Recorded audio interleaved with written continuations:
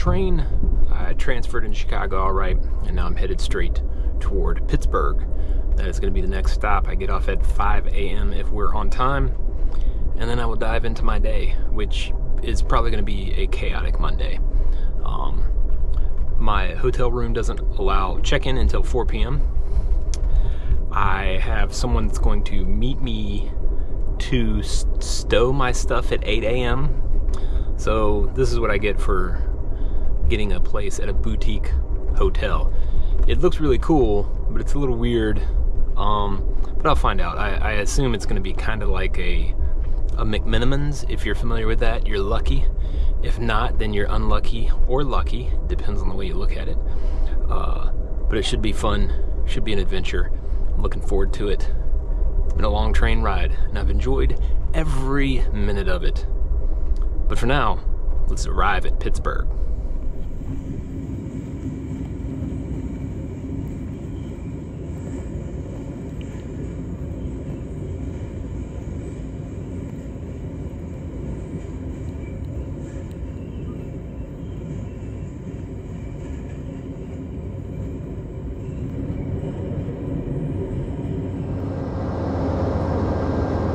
Once we pull into that station, which is raised up a couple floors above street level, the train pulls in next to the Pennsylvanian, which is there being stored. The one you see right to the left. It's a single decker versus our superliner. I detrained, got my bike, and then walked the length of the train, as you can see here, which I've just sped up for us. No point in watching me walk my bike down the platform all the way. But this part you need to watch, because seriously, if you're coming into Pittsburgh, you come into this, which is raised up, and then you have to go down into this basement area and then out here. Okay, so the actual old station is up above this. This is the station now. This is the modern Amtrak Pittsburgh Union Station, or whatever they call it. As I left, I started to walk out here thinking, oh, you know, this is number 1, by the way, on the map. 1, where the train station is. I think, oh, look, there's a sidewalk. I'll go over there. Yeah, sidewalk. So, very bumpy, stones, etc. And then here come cars at 5 o'clock in the morning. It's about 5:30, 5:40, I guess, at this point. Oh, this is not a sidewalk. Yeah. So, my conclusion. I'm gonna walk back over here and be not on this, not a sidewalk. Yeah. So anyway, that was not a sidewalk. So where do I go? I don't know. So there's a parking lot over here to the right. And I kind of turn. And that right there, though, is the old station. It's magnificent. And over here into this old dumpy parking lot, you can see to the left this raised entrance area over there. That's the original entrance to the original station, which they've gutted out and turned into apartments. Yeah, so anyway, I get out of that and head over here. I'm now at 2, trying to get across this street to get over to where 3 was on the diagram. You make everybody stop, and I gotta sit here? Yes, I do. I had to sit there. It was like for a whole minute and something. It was kind of a weird intersection. But anyway, I eventually got across, and out of this like really weird auto-focused cluster of a mess right there by the train station. Even if you're driving, it's just kind of weird. But anyway, I rode over here just a block away. Light turns red, and you can see some of the trackage that comes in too, where I just came in. And anyway, there's a 2-way cycle track right here going into the heart of the city. I did find out later in the week it goes the other way too, quite a ways. But anyway, I go into the city here, and again, it's 5:30 a.m. I'm right around number 4 right now, going down this 2-way cycle track, and it's just beautiful. There's a lot of activity, amenities and such on this street. There's a lot of street seating, etc. Different restaurants and bars. Again, it's 5:30, 5:40 in the morning, so nothing's really open. But it's pretty nice. They got some delivery trucks here, and they're doing their thing. But as I move down here, rolling along, I just noticed that it's just a nice street right along here. It looks like it's, be very active under you know, more appropriate hours. Then at one point I noticed this off to the left, and I went backtracked and went over here. And you'll just have to discover where this is yourself in Pittsburgh. But I just had to go right under it. Is this not the coolest, trippiest thing? This is down an alley. So, you know, if you're freaked out by alleys, obviously you don't want to go down here. But I was like, oh, alleys don't bother me. Let me go check this out. And so they have this like light above the alley, this blue aura. And it is super trippy. So I had to ride and give y'all a view of this trippy alley. So that's somewhere about the middle of this section. And you can see a seat there, so I guess there's like a bar or a disco club, something or other going on over there. Who knows? Nobody's there at this hour. So I roll back out of the alley and cut back onto the two-way cycle track.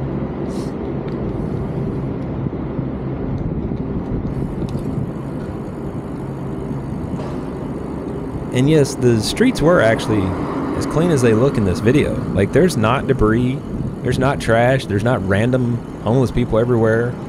I was pretty impressed with that in regards to Pittsburgh versus a lot of U.S. cities these days, which are just kind of a mess. So, kudos to Pittsburgh for having that part of its act together. The intersections over here in this part of town, too, are all brick, but nicely laid, so it's pretty smooth. You can get across pretty easy. Anyway, I continued onward and got into more of the heart of the big tall buildings, which really I was kind of smack in the middle of that the minute I got down there. And then this right here is right at, what is it, 5, where I turn a little bit, and the cycle track cuts over here onto this kind of like curved angle street, heading into the final segment of basically the park for the peninsula point out here. And yes, there's scooter debris everywhere in the city. There's scooters all over the place downtown. It's kind of hilarious, but I didn't run into any of them, so it all worked out. Right here, this segment is raised, which is pretty cool. So the street over to the left is lowered, and that's raised, and then boom, you get back down and drop back into the street. Wasn't really sure what that was for, but I think there's like some type of event space right around there. Being this early in the morning, I was just going to ride around and check stuff out. I wasn't into figuring out what was over yonder ways. Right here I got green, so I cruise right across into the park space, which is crazy tranquil, even though there's an interstate running over the top of that lighted area over there. So even with that heavy traffic, it's not loud down there. I was impressed at whatever sound dampening mechanisms, whether it's the trees or whatever it is in the park. But it was super chill down there. And I just rolled in and checked out the area, as you can see, and then finally I cut up under here and then rode a big loop-de-loop through the area. This is just coming out the other end, so you didn't miss nothing. Just wanted to kind of segment the video. Over to the left is actually across the river, and you can kind of see the interstate bridge there with traffic going across it. The angle's a little weird. So that's part of the fort right there. And even though I didn't realize it at the time, and I know now that I've gone back and looked at it, there's a whole lot going on with this park. There's actually a fort in the center of it, and I didn't even notice it at the time. But I just kept riding around. It's fairly well lit. It looks dark here, but it's actually pretty well lit. You know, you're not going to end up in some like really dingy dark corner. Also notice over there to the left, there's like that red line right there. That's actually one of those railways that goes up the hill. Like it's just the hill segment, and it's one of those that just goes up the track that's practically vertical almost. It's pretty wild. And then over there that you see the lights now, that's actually on the other side of the river. And mind you, this is where the two rivers come together to make the Ohio River. So what you're looking at out there is actually one side of the Ohio and the other side of the Ohio River. And now I've come around and I'm on the, I guess, the north-ish, northwest side of the park, heading along the waterfront trail. And you can slowly see the light of the sun is starting to color the sky. an absolutely gorgeous blue. I'm probably about 10 past 6 a.m. at this point, so, you know, getting close to sunrise. I also noticed some pretty awesome artwork when I got over here, and as you can see above me is some interstate off-ramp or some mess. But, you know, it's pretty easy to just ride along right here. The trail continues, even though it's not quite a trail space, but it's marked that way. And yes, sorry, I had the sniffles in the morning. It was too early for me to be awake. But being a trip, I was excited. I had to go check stuff out. First tent. That's the first tent I see in Pittsburgh. First and second tent. So I get up here and there's a little bit of tree cover, and over to the right is actually a roadway. I don't remember which one. And over to the left you can see one of the many yellow bridges that cross.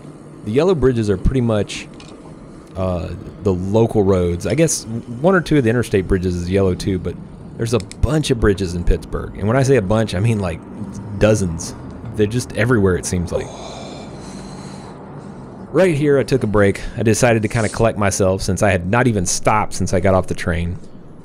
So right here, I also noticed, oh, it's time to catch some shots. So I did, and here they are. And with that, that is the first hour-ish of my arrival in Pittsburgh.